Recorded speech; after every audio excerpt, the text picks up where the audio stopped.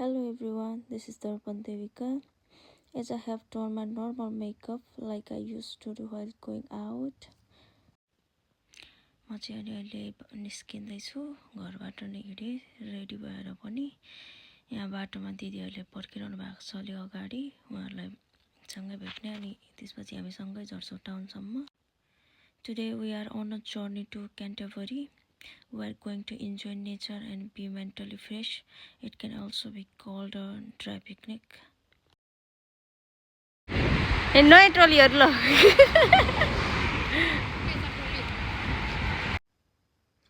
We plan to make all the food at home, buy it and eat it and have fun. I hope today will be a great day. हामी सबैजना यहाँ भेट भइसकेको छौँ train स्टेसनमा अनि अब हामी सँगै टिकटहरू लिन्छौँ ट्रेनको. त्यस पछाडि हामी हाम्रो ग्याङमा चाहिँ यता छ स्टलला दिन्छ यता फर्किनु न.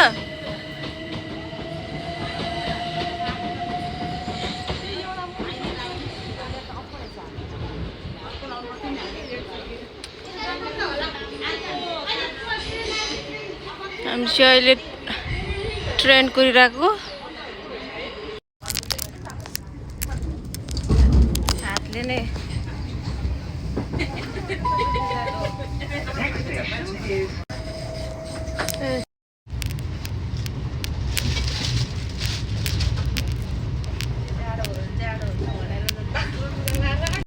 Would customers please note, please ensure you're travelling in the correct part of the train.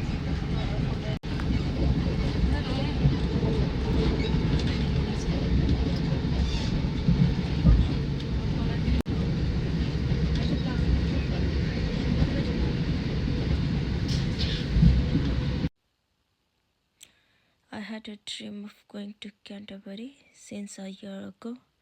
I had wanted to reach this place since I came to England, and today that dream is finally becoming a reality. That's why I'm even more excited for today. I'm really grateful for every new opportunity. Today is a Easter Sunday in Britain. Everyone is busy and in a celebrating mood. Today some market shops are also closed. यहाँ छुट्टी नै छ, holiday नै छ. So हामीले पनि आजको दिनमा चाहिँ क्यान्टरबरी जाने भनेर प्लान गरेर गए. हामी चाहिँ अनि यति बेला चाहिँ यो ट्रेनबाट झरिसकेर पनि क्यान्टरबरी पुगिसकेका थियौँ. अनि ट्रेनबाट झरेर हामी हिँड्दै थियौँ त्यहाँ अनि नजिकैको त्यहाँ पार्क खोजेर हामी चाहिँ त्यो पार्कमा चाहिँ गुगल म्याप हेरेर चाहिँ हामी त्यहाँ जाँदै थियौँ. अनि सबै त्यो म्यापहरू हेर्ने काम गाइड गर्ने काम चाहिँ आलिया बहिनीले नै हो जहिले पनि गर्ने. अनि आलियाले नै जसले यहाँ पार्क छ पार्कमा जाने भनेपछि हामीले त्यो पानीहरू किन्यौँ. सबै खानेकुराहरू चाहिँ उनीहरूले नै घरबाट बनाएर बोकिसकेको थियौँ.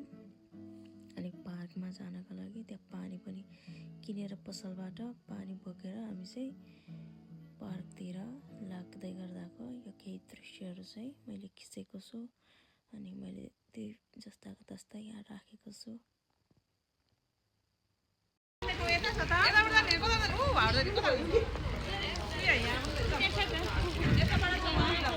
हामी चाहिँ पार्कतिर प्रवेश गरिसक्यौँ फाइनल्ली.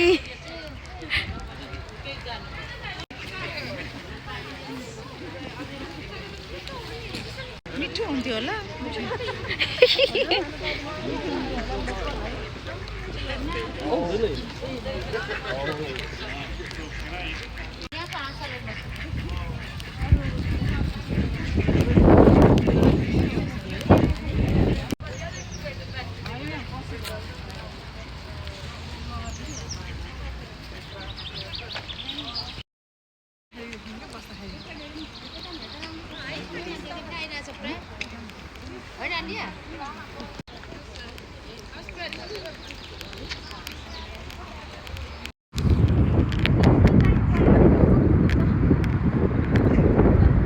हाम्रो ग्याङमा चेता छ नि सबैजना हिँड्दैछौँ. हावा चल्यो है.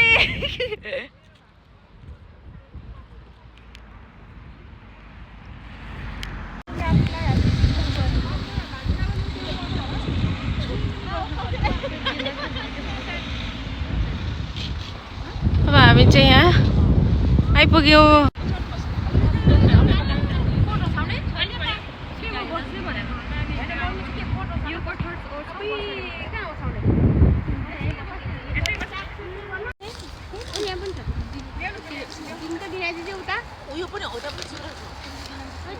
हाम्रो ड्राई पिकनिक चाहिँ यस्तै छ गाइजहरू।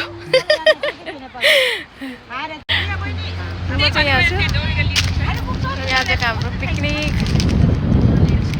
ल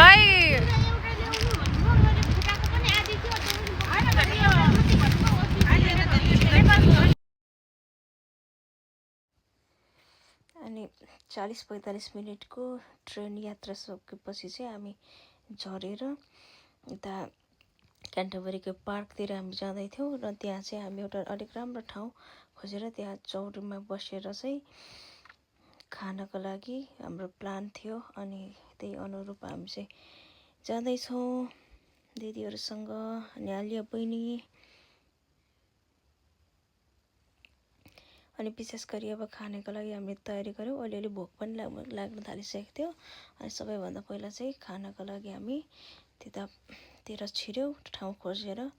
अनि विशेष गरी चाहिँ यो यति मिठो मिठो परिकारहरू थियो कि यो सबै लागि चाहिँ गजला दिदी र आलिया बहिनीलाई एकदमै धेरै धन्यवाद, जसले यति मिठो खानेकुरा चाहिँ बनाएर बोक्नु भएको थियो।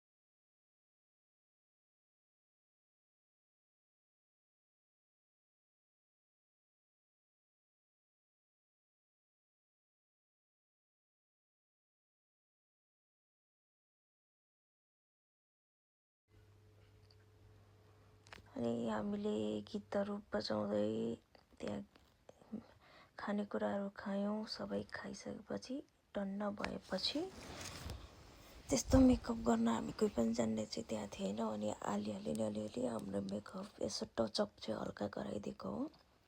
अनि आलो पालो सबैलाई हल्का टचअप गराइदिइसकेपछि हामीले अलि एकछिन फोटोहरू खिच्यौँ, ग्रुप फोटोहरू, सिङ्गल फोटोहरू खिच्यौँ, रमाइलो गऱ्यौँ। अनि एकदम धेरै रमाइलो भयो। अनि खाइसकेको खानेकुराहरू पछि त्यो हाम्रो जति पनि युज भएको प्लेटहरू थियो, प्लास्टिकहरू थियो, अनि हामीले कोक खाएको थियौँ, कोकको क्यानहरू थियो, त्यो सबै चाहिँ हामीले एउटा अब त्यो जति पनि ऱ्याबिसहरू थियो निस्किने त्यो सबै हामीले कलेक्ट गऱ्यौँ। अनि त्यस पछाडि हामीले त्यहाँ लिटरमा हाल्यौँ। त्यसपछि सबै त्यो आफूले फोहोर गरेको जति पनि थियो फोहोरहरू निस्किने त्यो फोहोर मैलाहरू हामीले व्यवस्थित गऱ्यौँ, त्यसलाई त्यहाँ बिनमा हालेर। अनि एकछिन रमाइलोको लागि यसो टिकटकहरू बनायौँ। तर खासै त्यस्तो टिकटक पनि कोही पनि दिदीहरू त्यति बनाउनु हुन्न थियो, बरु मनै अलिअलि बनाउने चाहिँ। अनि हल्का टिकटकहरू बनायौँ, तर त्यस्तो धेरै चाहिँ हामीले केही पनि बनाएनौँ के। टिकटक पनि अलिअलि मात्रै बनाएको, यसो रमाइलोको लागि सम्झनाको लागि भनेर क्यान्टरबरीमा गएर त्यही पार्कमा बस्यौँ। त्यस पछाडि हामी अन्त पार्कदेखि अब निस्केर अन्ततिर जाने, त्यहाँ क्यान्टरबरीको त्यो टाउन एरियातिर एकछिन घुम्ने हाम्रो योजना थियो। त्यही अनुसार हामी चाहिँ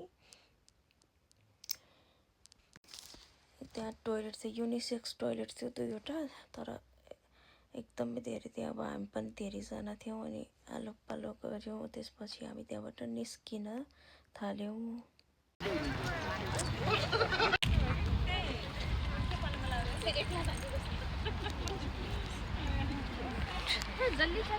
बैठना है दिनभर मैले यो भ्लगमा 3-3वटा ल्याङ्ग्वेज बोलिसकेँ।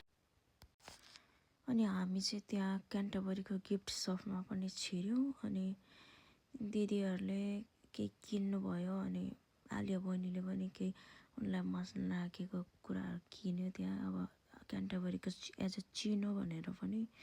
तर पर्सनली मैले चाहिँ खासै केही पनि किनिनँ। मलाई त्यस्तो यो चाहिँ किन्नु भन्ने खालको पनि मलाई त्यस्तो हुने भएन। हेर्न चाहिँ मैले पनि हेरेँ अनि तर मैले केही लिइनँ।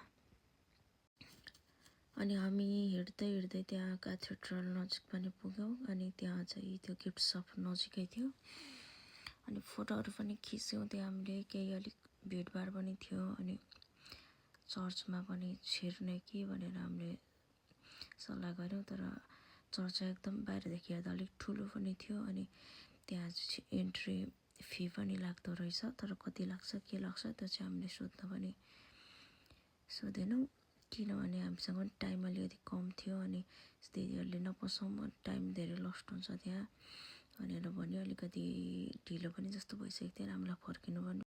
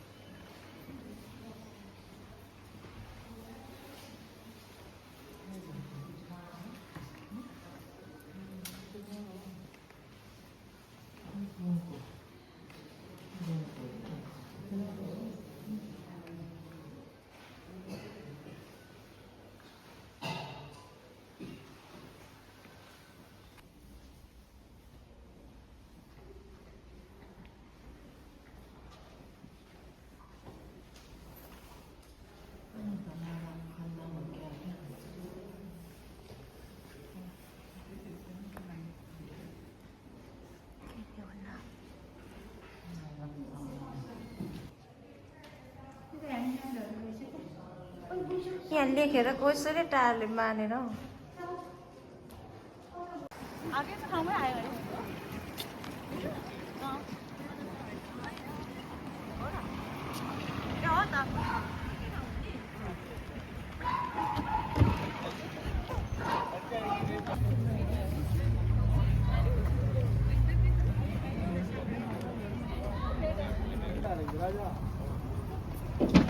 खड़ा हो गया भाई। हाँ अभी करो। 2 घंटा इधर रहेगा भाई। नहीं नहीं 1 घंटा कर लो आप। हाँ आप 1 घंटा कर लो। हम तो वेट कर रहे हैं।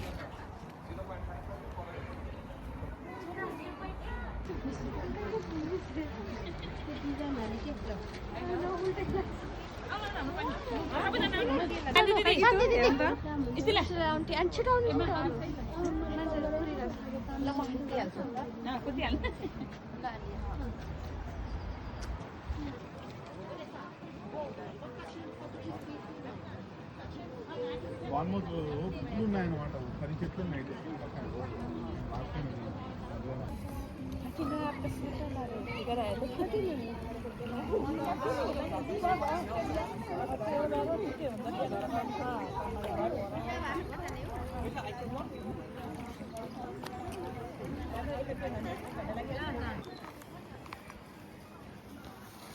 दुईजना दिदीबहिनीहरू कता छुटेको अनि हामी चाहिँ क्यान्टरबरीदेखि मेडस्टोन फर्किन लागेको हो खासमा चाहिँ अब अनि ट्रेन स्टेसनमा छौँ हामी ट्रेन कुर्दै गरेको अवस्था हो अहिले चाहिँ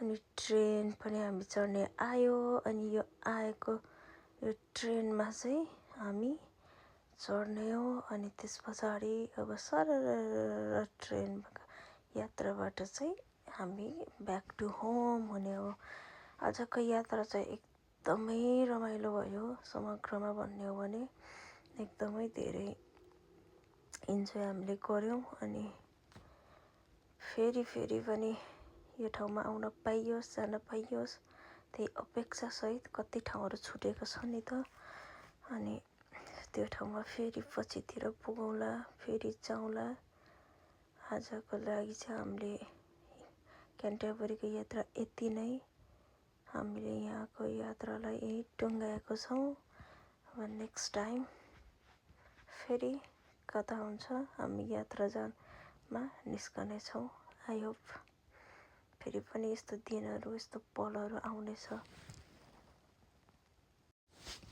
Canterbury is so magical. Canterbury is one of the underrated spots in the UK. This is a perfect weekend getaway. Thank you for watching. See you until next time. Bye bye. Love you all.